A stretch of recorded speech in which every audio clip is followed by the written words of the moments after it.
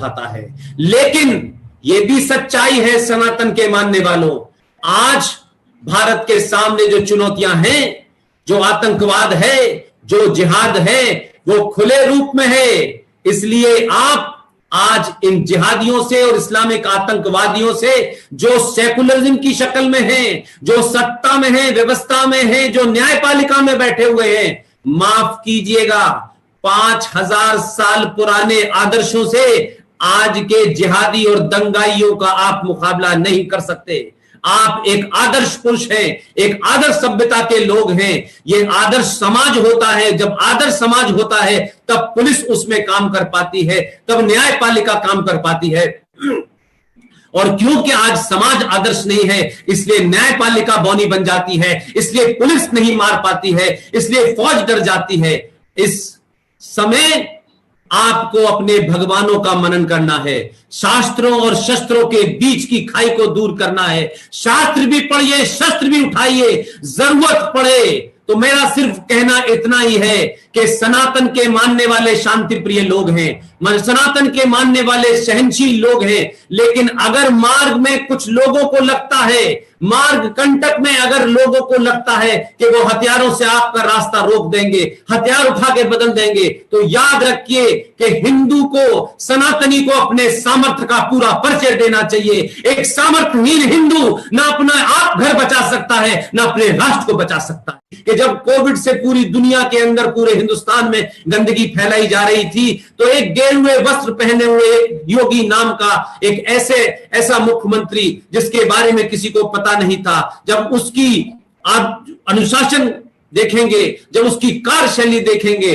तो उसने किस तरह से उत्तर प्रदेश में, जहां बड़ी तादाद में कोविड फैलाने वाले लोग रहते हैं, उसने कोविड नहीं फैलने दिया, फैलाने वालों को वो उनकी बैत लगाया है घुस घुस कर, ताकि आज वो माफी मांग रहे हैं। लिहाजा हमें ऐसा ही अधिकारी चाहिए, ऐसा ही मुख्यमंत्री चाहिए, ऐसा ही प्रधानमंत्री चाहिए, जो संविधान को सर्वोपरि रखे और किसी के सामने झुके ना, ताकत के सामने ना झुके, डर के सामने ना झुके। ये तो देश के प्रधानमंत्री का काम है। इसलिए इकोनॉमिक ऑर्डर भी बदल रहा है, पॉलिटिकल रीअलाइनमेंट भी हो रहा है। मेरा और आपकी जो जिम्मेदारी है, ये जो सोशल चेंज होगा, ये जो सोसाइटी में बर्ताव होगा, इस बार आपने गलती की और किसी ने भी निजी तौर पे अपनी लाइकिंग डिसलाइकिंग को राष्ट्रीय लाइकिंग डिसलाइकिंग बना दिया हो। मेरी कुछ चीज हो सकती है कि किसी के प्रति मेरी कोई आस्था हो, लेकिन वो राष्ट्रीय आस्था नहीं बनने दूंगा।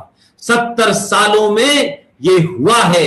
इसलिए अगर कोई 4 मुसलमानों को लेके घूम रहा है, किसी के 2 मुसलमान दोस्त हैं, तो वो उसके निजी तौर पे दोस्त हो सकते हैं, लेकिन उससे राष्ट्र की राजनीति और राष्ट्र की सत्ता नहीं चलने वाली है। सत्ता चलेगी शुद्ध सनातन के रूप में, और सनातन की व्यवस्था पूरी दुनिया के अंदर है कि किसी के खिलाफ नहीं है, किसी के विरुद्ध नहीं है, सबको अपने अपने विचार प्रकट करने का वो हद है, लेकिन सनातन से आगे कोई नहीं है। इसलिए याद रखिएगा, ये सत्य सनातन है, अनंत काल तक रहेगा, जब तक सृष्टि रहेगी। जो मुल्क 14 अगस्त 1947 को पैदा हुआ है, उसके समाप्त होने का सिलसिला शुरू हो गया है। पैदा होने वाले ही मरते हैं, जो पैदा नहीं हुए हैं वो मरते नहीं हैं, वो आजीवन रहते हैं। इसलिए जो सोशल ऑर्डर बदलने वाला है, इस समाज के सामने कुछ लोगों ने यह बता दिया है कि उन्हें इस देश और राष्ट्र से बड़ा उनका जिहाद है, इस राष्ट्र से बड़ी उनकी किताब है, इस राष्ट्र से बड़ा उनका ये सोच है कि हमें गज़वाए हिंद करना है। इससे बड़ा उनकी सोच है कि भारत में सनातनी हिंदू जब तक उनका गुलाम नहीं हो जाता, तब तक उनका एजेंडा चलता रहेगा। उन्होंने बता दिया है कि दारुल हरब से जब तक हम दारुल इस्लाम नहीं बना लेते, चाहे वो कोविड के माध्यम से फैलाएं, चाहे वो हम आतंक के माध्यम से फैलाएं, चाहे हम संविधान का सहारा लेके फैलाएं, चाहे हम शाहीन बाग करके फैलाएं। इसलिए सत्ता में जो लोग बैठे हैं वो पूरी अपनी ईमानदारी से काम करें। अब पहली बार समय आया है कि सत्ता राष्ट्र को बचाने के लिए तत्पर है, लेकिन समाज कोई कंफ्यूजन ना करे। काबा कोई ऐसी जगह नहीं है जहां से ज्ञान मिलता हो। किसने कहा काबा से ज्ञान मिलता है? अगर काबा से ज्ञान मिल रहा होता तो ज्ञान लेकर के जो लोग हाथ जाते हैं यहां से वहां तक, कुछ ज्ञान की बात इस देश को भी बताते। वो किस चीज की जगह है बताएं। करबला और काबा में क्या हुआ था, किसका कत्ल हुआ था, कत्ल करने वाले कौन लोग थे। लिहाजा कभी कभी मोहब्बत में, प्यार में, दोस्ती में आप ऐसे स्लोगन कह जाते हैं कि जब आपको लगता है कि कुछ से कुछ लोग खुश हो सकते हैं, लेकिन मुझे किसी की निजी खुशी से ज्यादा राष्ट्र की खुशी में चिंता है। इसलिए मैं कहता हूं कि जो लोग घर वापसी में समय बर्बाद कर रहे हैं कि हमें घर वापसी करनी है, अरे मेरे भाई अपनी घर वापसी पहले कर लो।